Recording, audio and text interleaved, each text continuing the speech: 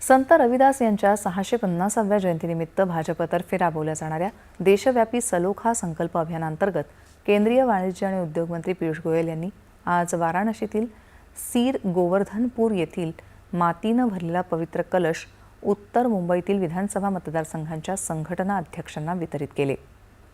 येत्या काळात उत्तर मुंबईत कलश यात्रा आणि विविध चौकांमध्ये कलश पूजनाचे कार्यक्रम आयोजित केले जातील। सामाजिक सलोखा आणि समस्या निवारणाचा संदेश देत हे अभियान राबवण्यात येणार आहे।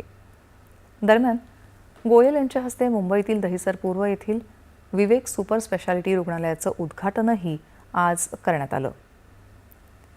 या रुग्णालयामुळे परिसरातील नागरिकांना अत्याधुनिक आरोग्य सुविधा उपलब्ध होण्यास मदत होणार आहे।